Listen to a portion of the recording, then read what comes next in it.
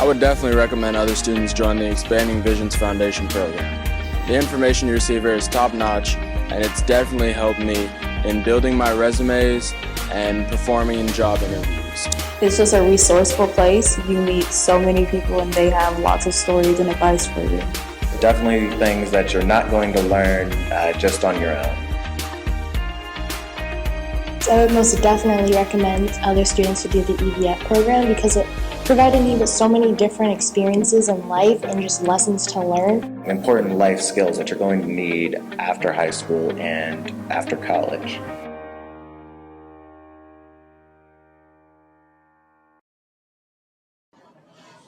So we talked about self-assessments last week. Tonight we're going to talk about careers versus jobs, understanding the job description, researching the company that you want to work for. Anybody research a company already they want to work for? All right, good. Be the first. And then we're going to do some review. Sound good? I know it's sunny outside, and y'all would prefer to be out there versus being in here, but this is a journey. This is a journey. This is a learning journey. All right, so let's talk about a career. What's a career? Yes, ma'am. It's basically a job except you actually like it and want to work there long term. You want to work there long term. You like it. What else is a career? A journey. What else is a career? You think your parents are in their careers? Yes. No? What makes you think they're in their career?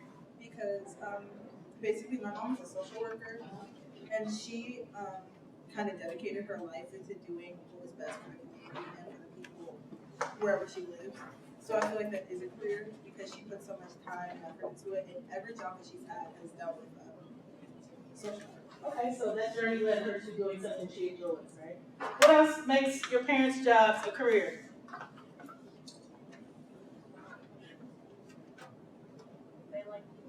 They like doing it. So those of you who say, no, my parents' job is not a career, why isn't it a career? They hate it? My mom hates her job. She complains every day. So to have a career, you must love it. Is that something we're saying? No.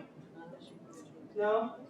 What does your mom do? She's a program coordinator for Quanetta. Okay. Okay, so what's the difference between a career and a job? Job is temporary. What else? About a job. Yes. Job is just something you do to get by. Job is something you do to get by. Everybody agree with that? Job is a means to an end, something you do to get by. What else about a job versus a career?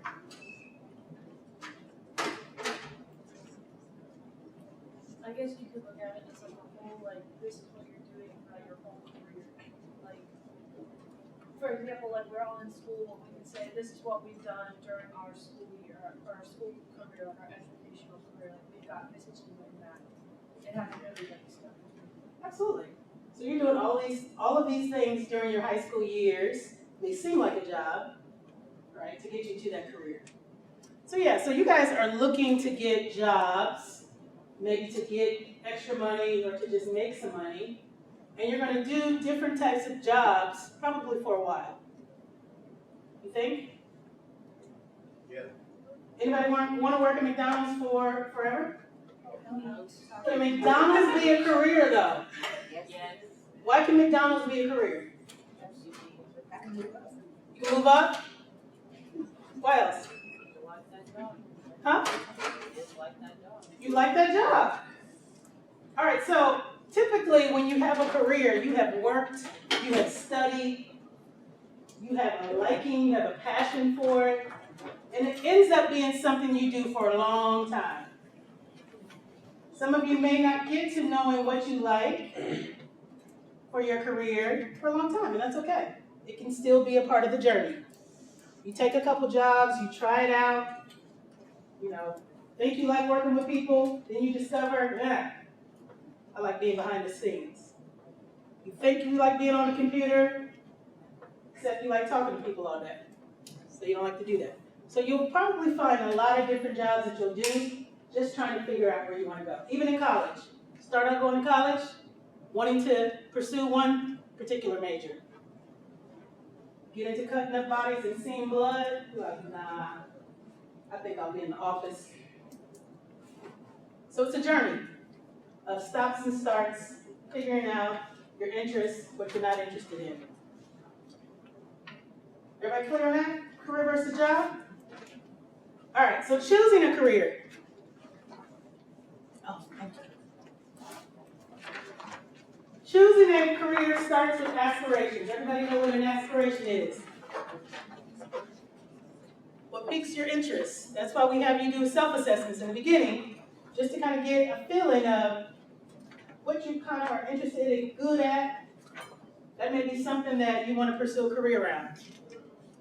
Thinking about your strengths, consider the areas you need to develop, and how and where you want to start. Dream big. Why do we say dream big? Yes. If you shoot for the moon, you at least land on the sky, right? So how many of us actually believe, and I'll be real authentic with you right now, how many actually believe this point in time in your life you can dream big?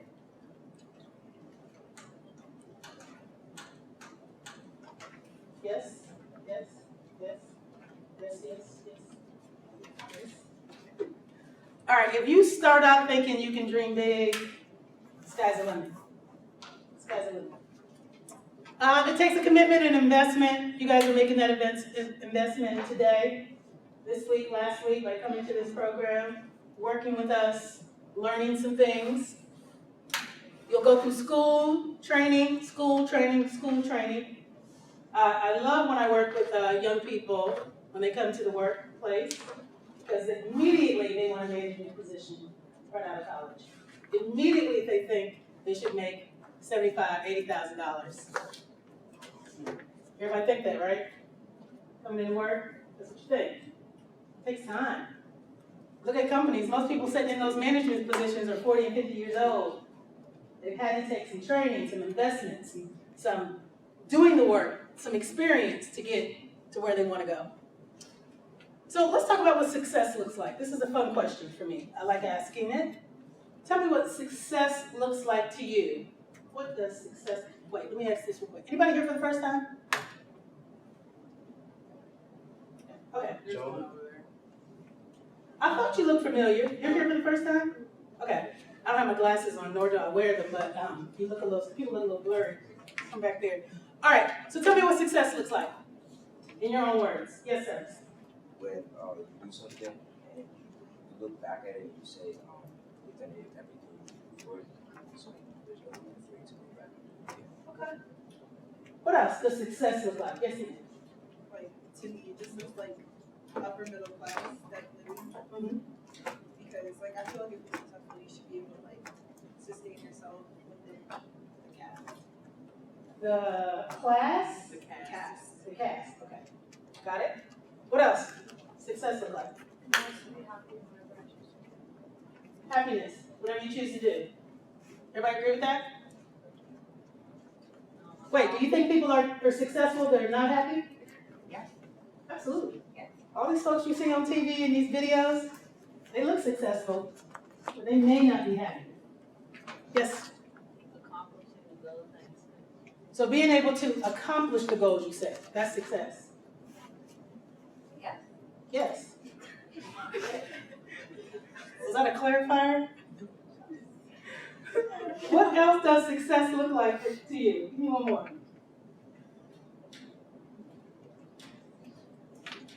Yes. Being able to not struggle, to be happy, to be able to live. Being able to live it. So living in terms of Happy, not struggling, no worrying about it, yeah. paying no, nothing wrong. Free, Don't yeah. worry about how the license thing. Absolutely. That's success. Like it. Anybody else? Making other people happy. Making other people happy. That's success for you. So think about this question, not just today, but think about this question often. What does success look like for you? And again, it's not always getting to the finish line, being first place.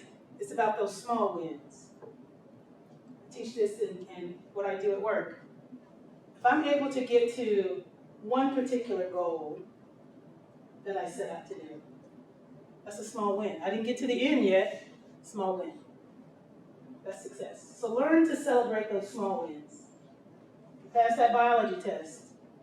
You got accepted in a particular program, success. Your parents didn't yell at you for 2 days, that's success. Appreciate those small successes, because when you get those big successes, you know how to handle them. And success isn't always about money, right? Isn't always about what you have or how many people are around you. I like what you guys said about simply being happy, simply making other people happy, simply not having the cares of day to day. That's success. Let you define this success. Don't let outside define success for you, because then you lose who you are. All right, so set goals and create a plan. How many of us do that? Set goals. Create a plan. I didn't see any hands raised. All right. And it's okay. When I talk about these small wins, it's about revisiting those plans. I'm a list kind of person, so I write things down. I need to do this, this, this, and this. Anybody else do that? It's just the way my brain is. So if I go back and look at, are these things I need to do aligned with the goals that I set, the plan, I check them off, I'm getting closer to that goal. So being able to revisit that plan, right? Often. Can you have multiple jobs before setting into a career? Ask me. Can you? Yeah. You can. I quit counting how many jobs I had. Jobs to either pay the rent, jobs to either gain a skill, and then finally somebody came to me and said, hey, you ought to do this. It became my career.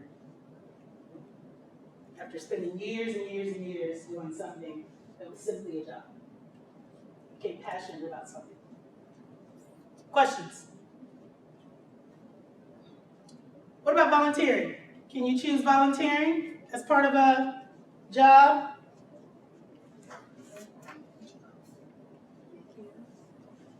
Who said no? Who said no? Why no? Who else thinks you can't really look at volunteering as a job?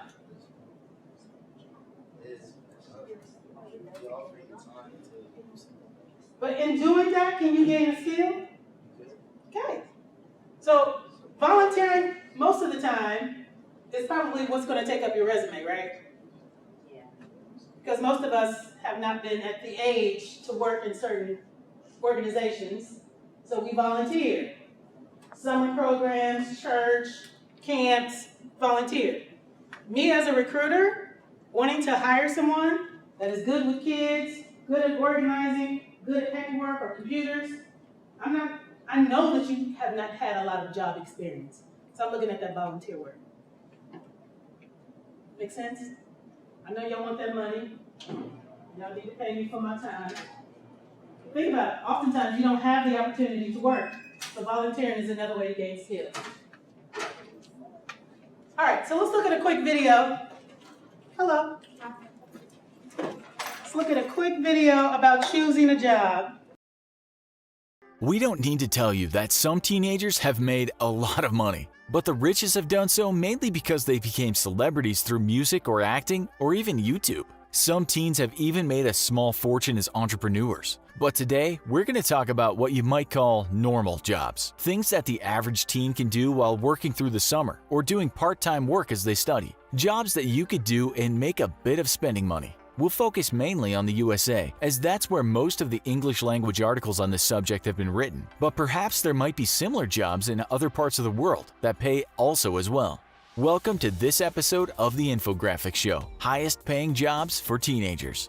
Let's start with summer jobs for teens. According to the Bureau of Labor Statistics, these days only 40% of American teens take a summer job, which is way down from the early 90s when it was 60%. Are American teens getting lazier, or do they just have better ways of making a buck?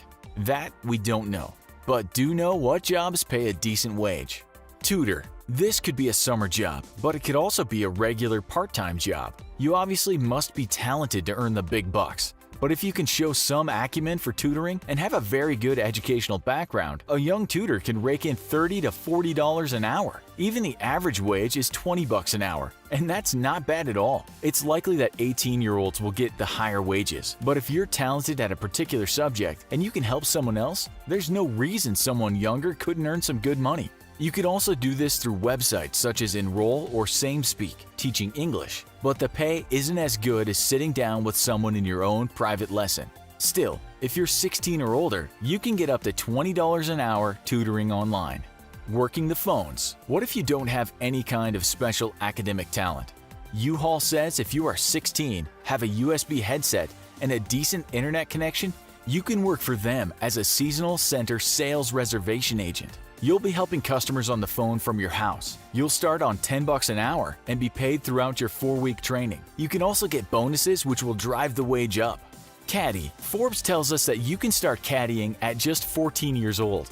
It might help to be a golfer yourself, of course, but if caddies are in demand and you know a little bit about golf, maybe you could land this job if you are presentable and fairly fit. We're told that if you carry 2 bags around the course over 18 holes, you get around $120, and it usually takes about 4 hours to complete a round. But that $120 for staying in shape if you walk the course and watching a beautiful game could be much more, as you'll be getting tips. And golfers on some courses are certainly not short of cash. One New Jersey course offering a job online as we write this says, "Our caddies are mostly high school-aged boys and girls working at perhaps their first job. They live and go to school locally. Some are on local high school golf teams. What a fun way to spend a summer." Landscaping. It was a job for the entrepreneurial teen of the past, and it still is today. While some landscaping work requires a certain degree of skill and experience to be left alone doing it, teens will be allowed to learn on the job or can be hired to do the hard labor. The average wage when landscaping with a company for a teen is about $12. But why not set up your own and start mowing all those lawns in the neighborhood? The Bureau of Labor Statistics tells us the median wage for a residential lawn mowing right now is $13.31 per hour. Forbes says it's closer to $20, but you must know that you'll be spending some cash on fuel and maintenance. You'll need a mower, and the folks in the neighborhood will have to trust you somewhat before they let you loose on their garden. The American lawn is a much talked about topic these days, with Scientific American asking in 2017, why do Americans place so much importance on lawn maintenance? Well, the short answer is lawns are all about status, and the bigger the better if you want to be admired or envied. Mowers of America, your job is safe. Caregiver. If taking care of grass isn't your thing, why not take care of something with a pulse? Did you know that you can become a caregiver at just 16 years old? You could just be hanging out with the aged, bringing them their food or doing their errands, and for that we're told you'll be getting around $10 an hour. Good old hard labor. You can work on a construction site as a laborer as young as 16 years old, and you might get paid as much as $20 an hour. Or what about becoming a weed trimmer? We're talking about marijuana, not pesky unwanted weeds. There are people online talking about doing this and how they made fast cash during the weed trimming season. It's best if you get a job where you're paid by the pound, as those jobs pay more. You can also work through the season in places such as California and Las Vegas and earn about $13 an hour. Then there are fruit picking summer jobs all over the United States. One writer talks about apple picking, saying, in bumper years when labor is short, growers pay up to $28 per bin, and they say experienced workers can fill 1 bin per hour. Lifeguard. If all that sounds like too much hard work, you could always become a lifeguard. You can start this job when you are 15. You'll probably need to have a background check, be able to meet all the physical requirements set by the American Lifeguard Association, and be certified by the American Red Cross in first aid. This job usually pays about $9.25 an hour to start. And you might remember that it's not all about sitting around the pool or at the waterfront. You could also be asked to pick up trash throughout the day and do other cleaning or maintenance jobs. You can earn more cash if you're experienced, and you might get as much as $16 an hour. float away. What about being a lifeguard on a cruise ship and sailing the high seas? We must say that 18 is the minimum age for the jobs we looked at, but if you're willing to get on board, you can travel and most of the money you make is saved. One website writes, these positions pay between $600 and $950 per week. That's between $9,600 to $15,200 in income in 4 months. You could also be a dishwasher or deckhand. You really don't need any experience for these jobs. You might work 12-hour days, 7 days a week, and you might get homesick. But when you do get home after the summer, you'll have cash in the bank. Taking care of animals. You could become a pet sitter or dog walker in the US as a teenager. You could either go through an agency or just set up by yourself. You can be as young as 14 for this job. But if you know the people you're working for, perhaps they'll allow you to do the pet duties at an even younger age. You might need to check the United States Department of Labor website to see if your area requires that you have a certificate so you can work. But many young folks do this job. The website PayScale tells us that dog walkers in the USA earn anything from $9.72 to $23.99 an hour. If you love animals, what job could be better? The Guardian in the UK says dog walkers earn a fifth more than the average UK salary, but work less than half the average hours. The newspaper also says it can be hard work, with the dog walker often doing 197 walks a month. That's a lot of walking, but imagine how good that is for your health. It's like being paid to exercise. Babysitter. This is one job available to most teens, at least if they're reliable and can show they are trustworthy and good with kids. It might help if you've done something such as the Red Cross safety class. Forbes tells us babysitters can get an average of $13.44 per hour in the USA, and that's not too bad for a teenager. A recent survey by Urban Sitter, however, said that the average is a little on the low side. It said most families in the US now pay $16.43 an hour to watch over one kid, $18.86 per hour for 2 kids, and $20.56 per hour for 3 kids. Of course, it all depends on the neighborhood. You can imagine you'd get paid a good rate for taking care of little Maxima Chan Zuckerberg. Blame the referee, but he's only 12. How about being a referee? You'll probably be doing kids games, but there's no shortage of them. Of course, you'll need to know the sport inside out, but that's not so unusual for some young sports fanatics. You'll also likely have to take a course and get some certification, but that might just be a one-day course. The best thing, depending on where you work, is you can be as young as 12 or 14 in the USA. The wage all depends on the location and what teams are involved. Still, you can earn anything from $15 to $30 an hour as a young referee. It can be a tough job though. In 2018, one report in the UK media talks about a 15-year-old referee who during a game was subjected to abusive, intimidating, disrespectful, and very inappropriate language by the other team's coach and training staff. That was an adult amateur game, so he could have been paid anywhere from $26 to $52 for that game, according to numbers given by the Mirror newspaper. So when we're talking about definition of jobs, responsibilities for a job, we know a job title is included, right? How many of us look for job descriptions by the title?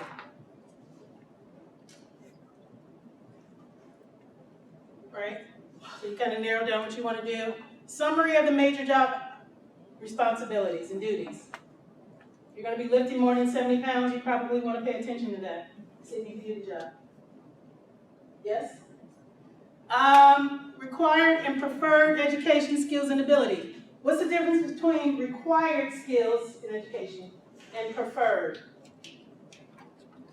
Required position, preferred nice. Simply that. What do you think kind of gets you noticed a little more? If you can't. Required is just the standard qualifications of the job. Preferred is you have these things, but it'd be nice if you had these additional things, maybe additional kind of software for technology.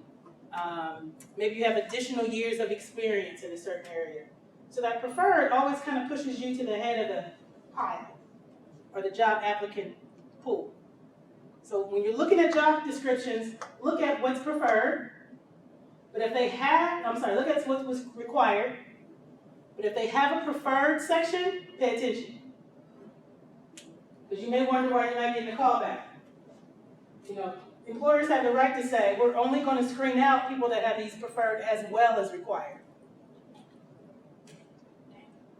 Just to weed out folks that aren't really going to make it fit. Who the job reports to. Why is that important when you read a job description? Who it reports to? Doesn't matter? Does it? Yeah, but if it says you report to Daniel Brown, absolutely. So looking at who it reports to, who that hiring manager is, you can adjust that cover letter or the thank you letter or anticipate a response from that person that you're reporting to. Everybody getting this? Questions?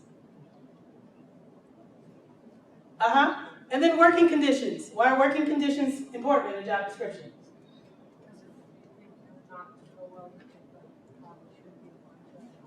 It's in a warehouse. You don't like warehouses? Condition. Again, like I said, if you're lifting heavy equipment, or if you are front counter customer service, or maybe working with cash, think about the working conditions. If it's going to be at nighttime, there's laws against it for you guys, so you can't work late at night.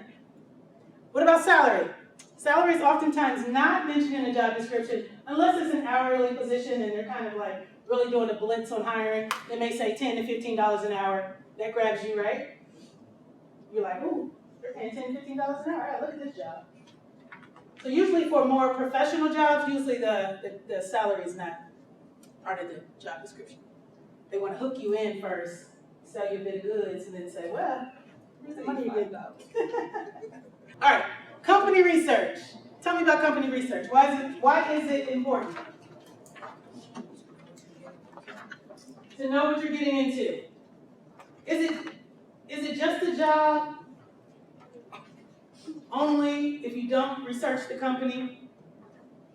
How many of us actually care about the company that we're working for? You care? Me too. Let's talk about it. You said it's important to research the company because of what? Oh, because it might not be the same. Some places have the same name. It might not be the right place that you're going to. Yeah, absolutely. What else? Because you want to know if they hold the same goals and values as you do. If they hold the same goals and values. Is that important to everyone? Let's talk about that. If a particular company you're applying for was just tweeting or on some particular article about some racist act or some community fraud, you may want to think about working for them. Why else is it important to research a company? Let's go with this side of the room. Give me some.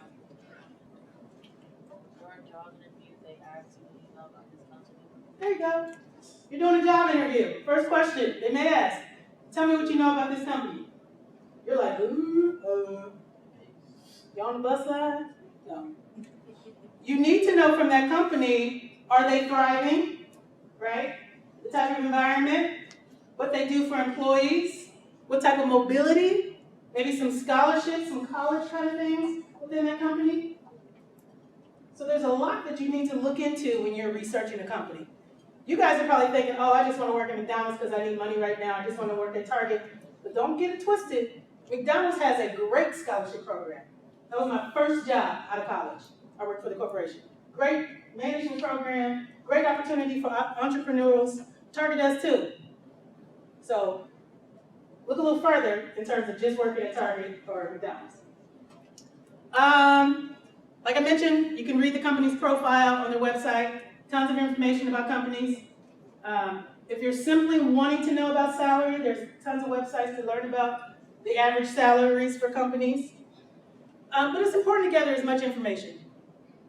You can really impress a recruiter if you can say, hey, I learned last year you guys had a 40% increase in your revenue based on this. They're like, whoa, you're only in high school? Revenue is the amount of money they make or made. Or I noticed you introduced this new product that allowed you to do this and you opened up a whole new customer globally. That's impressive. Versus just saying, you're in my neighborhood and on the bus route. Research the company. All right, information you need to know. Products and services, I talked about that. The culture, mission, and company history.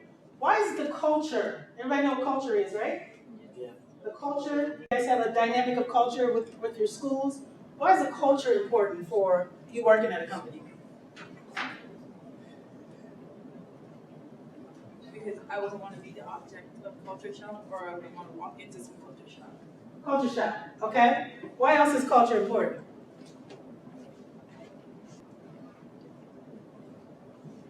Anybody ever heard of code switching?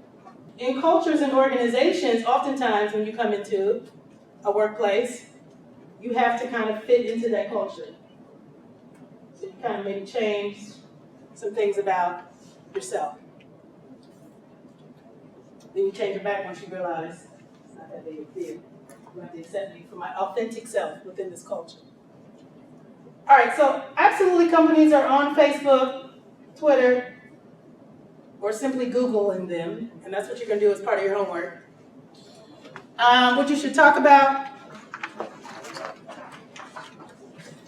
in your company research, of course, the products, their history, any local news. Steer clear of negative things happening with the company, unless they have a documented plan and strategy. I'll give you an example. Abercrombie and Fitch. Everybody heard of that store? They had a huge issue a couple years back. Anybody hear about it? Yeah. Yep. And it was pretty big, bad PR for a while. But they remedied and began to remedy the PR and the negative press by just putting out messages about their plan to rectify it. Right? So you going into Abercrombie and Fitch for a job, you may not have mentioned it in the beginning, but now you can.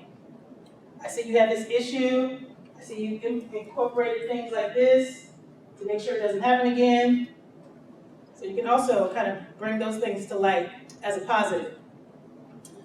Taking notes, so you're prepared in the interview. Questions? All right, so y'all have been just stealth, which means y'all need to work together into an activity. All right, so let's break into 4 groups. So however you want to break it up, figure out what 4 you're going to work into. And we're going to spend about 10 minutes with this research activity. All right, so of course, we do not have computers in front of us, but everybody has their cell phone, right? Everybody has, I know, but this is the time. Okay, that's fine. When you're writing them, doesn't matter. So one person can be writing, one person can be researching. You do need a person that's going to to speak out. For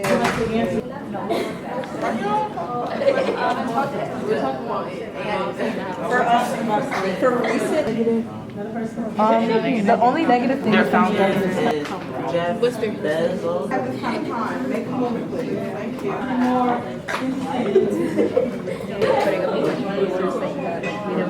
you. So what was it before? What's the company's mission? Maybe they have a value statement. Maybe they talk about their culture. When did they start? How many employees? What's their stock price? What company again? Amazon. Amazon? So Amazon is major, right?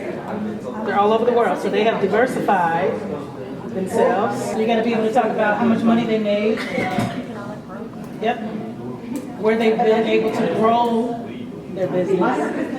So they started in one particular area, and now they're pretty much all over. Think about the merchandise and the products that they sell, and think about how many other companies over the years have begun to sell those same products. So they probably have had some dip in their profit share because of just so many other companies doing it.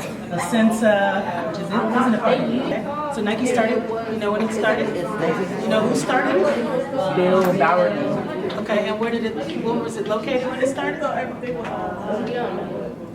Oh, it was at a university. Okay, there you go. Unlimited or no limit? Oh, sorry.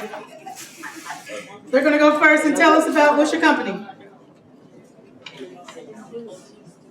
Alright, this company was founded in 1964. I cannot hear you. Okay, this company was founded in 1964 by a track and field coach. Wait, what's the company? I'm sorry. I was about to say. Oh. My bad. By a track and field coach at Oregon University. It was first named Blue Ribbon, and in 1978 it was renamed to Nike.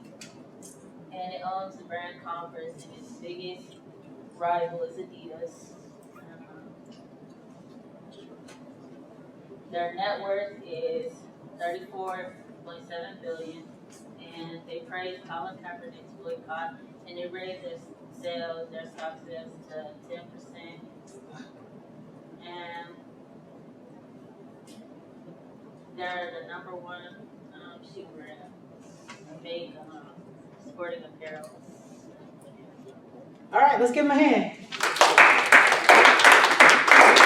Did anyone learn anything new about Nike? I didn't know it was called Right.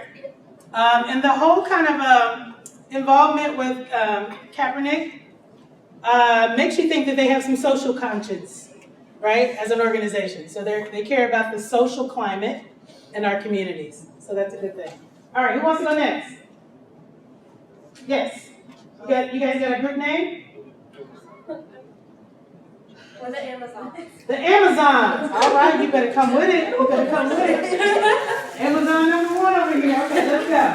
The Amazon was founded by Bush in 1984. They are a e-commerce company, so they do like online trade, online like purchasing. They began operating internationally by acquiring online sellers of books in the UK and Germany, and then for their work environment, from the articles that we read, they're mostly like ruthless and intimidating, and a lot of employees have like said that they've had to skip breaks and restroom breaks to keep their job that they need.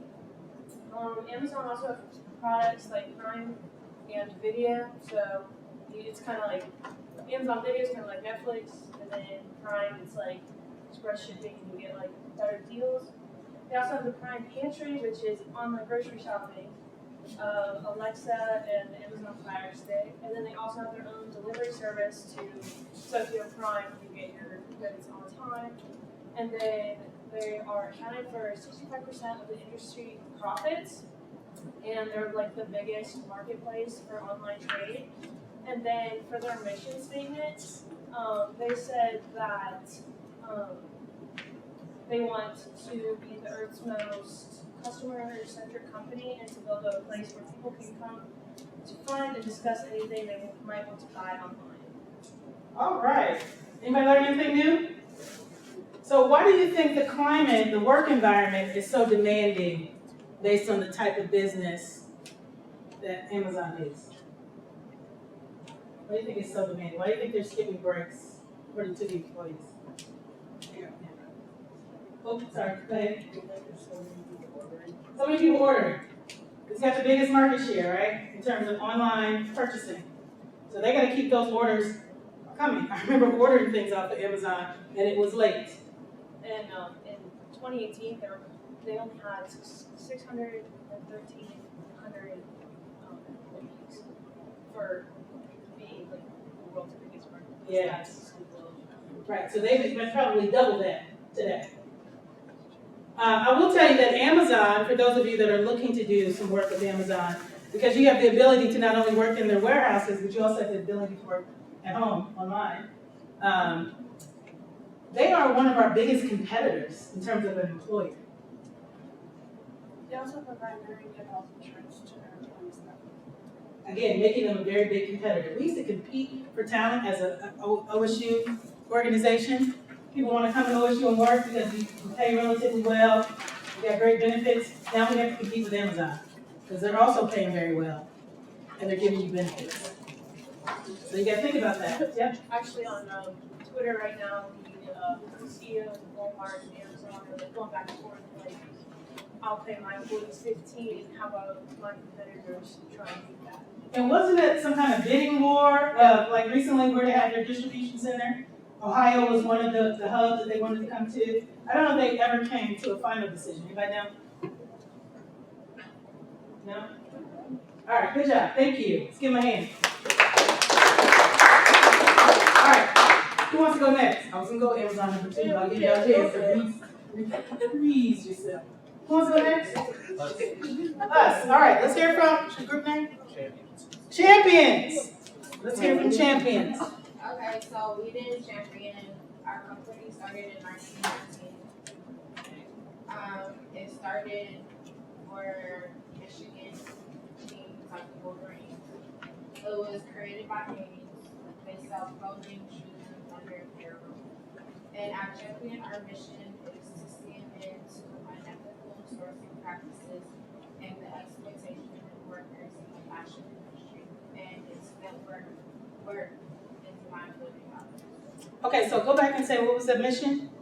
At Champion, our mission is to stand into unethical sourcing practices and exploitation of workers in the fashion. So what do you think that mission means? Everybody here? Say it again. Say it loud. Sorry.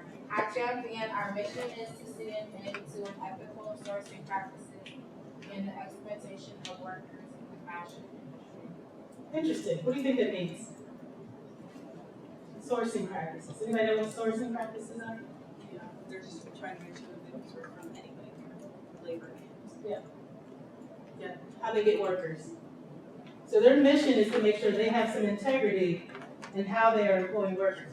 Most of these companies like Champion and Nike, they operate and create in warehouses, right? So if that's their mission, you want to work for them? So they care about how they get you into their company. They're going to care a little bit about how you work within the company. All right, good job, champions. Give them a hand. I didn't ask you to say. All right, who wants to go next? Us. What's your group? Taco Bell, the unknown meat.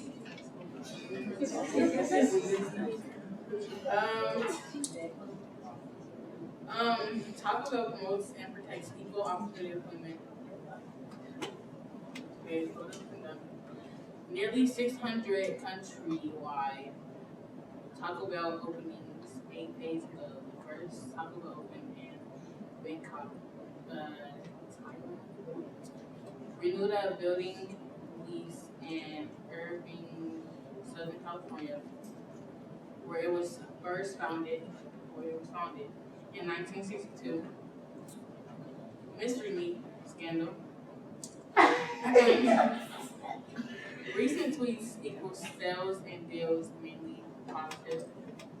Right, so are you going to bring up the mystery meat in the interview? Everybody know what the stories about Taco Bell having mystery meat? It tasted good today, I had one. So you're not going to bring that up, right? Yes. Go ahead. Revenue $1.988 billion USD. Positive YouTube searches. Circa 1992 awarded $72 million in grants and scholarships. There's no not-for-profit. Insurance, retirement benefits, and vacation days. Okay. So Taco Bell is one of those employers that offers some scholarships, some benefits that may be a benefit to you. Yes? Is anybody been interested in working at Taco Bell? No. No. What'd you say? They sloppy? No, they sloppy. Oh, that's the reason you don't want to work there? All right, let's give Taco Bell a hand.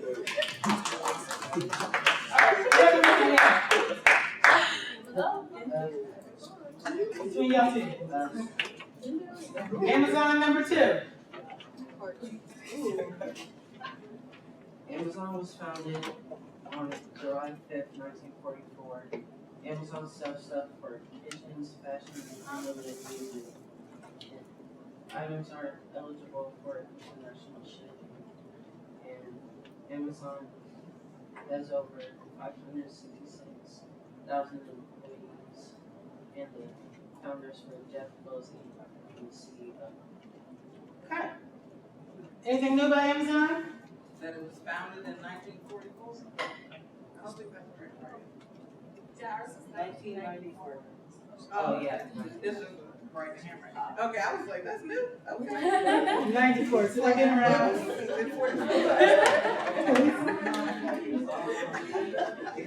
Yep, awesome. Right. I was like, oh, very good. Over here. All right, let's give Amazon number 2 a hand. Good job, guys. All right, last one. Now you're coming alive. All right, let's give them, is this the last group? Yes? Okay, let's hear it. They have L brand. So one of their newest products is their spring collection and their spring swimsuits and their new leggings, which is athlete proof. Their stock is $26.58. Their main goal is to provide safe products and effective products. They own and co-own many companies. They're very good at advertising. There's a woman by the name of Leslie Waxner, who is the CEO, who used to own La Senza until December, which is now a Canadian company owns it. It is part of the New York Stock Exchange. The employees are 59,200 as of from 2017, and the models are very diverse. The problem was that the owner reduced full year earning from weak brands in 2018. The locations are Pink Outlet, stores in Easton and Polaris, and over 3,000 building locations. So when you think about the history of L brands, they used to really kind of encompass all the stores. So the Bath and Body Works, the Limited, the Express, all of them. So they kind of, sold off parts of their brand. And now they're more centralized, Pink and L and Bath and Body Works and Victoria's Secrets. And somebody mentioned that their stock and the revenue has dipped a little bit because of just so many other companies coming out. You can go online and buy similar stuff, which is kind of impacting their revenue. What is it about the culture though, in L brands? What would make you want to work there? Besides the discount? The diversity. The diversity? Because you're a girl? Or just because you like fashion? What is it about the diversity that you I guess because of all the fashion. They are probably 60% women in terms of their employee base, and probably 45% in leadership is women. I just said on my panel with the Limited for L Brands diversity person yesterday, and I'll be with Leslie Waxner next week. All right, give them a hand. Thank you for sharing. So we did talk about the difference between a career and a job. What's the difference? A job is what? Short term. Short term. A means for money. Maybe gaining some skills. You may take multiple jobs.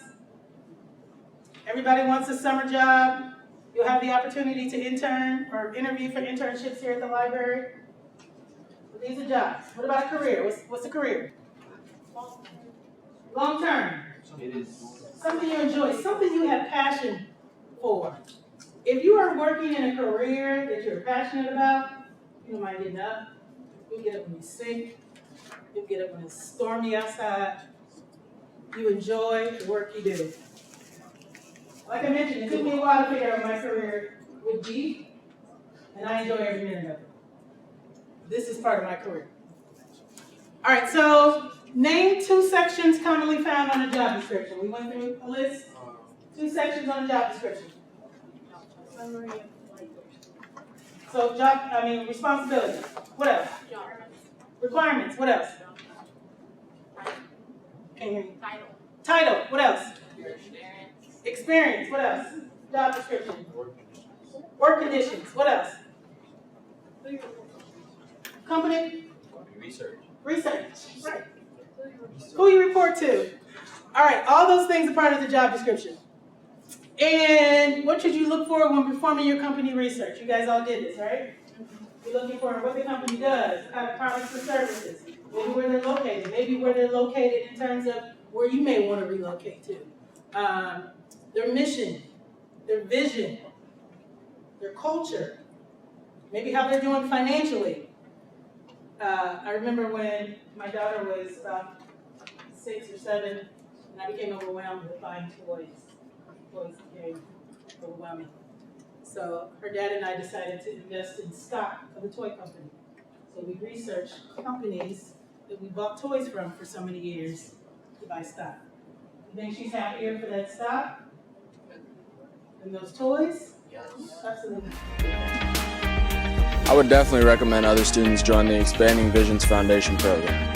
The information you receive here is top-notch, and it's definitely helped me in building my resumes and performing in job interviews. It's just a resourceful place. You meet so many people and they have lots of stories and advice for you. Definitely things that you're not going to learn just on your own. So I would most definitely recommend other students to do the EVF program because it provided me with so many different experiences in life and just lessons to learn. Important life skills that you're going to need after high school and after college.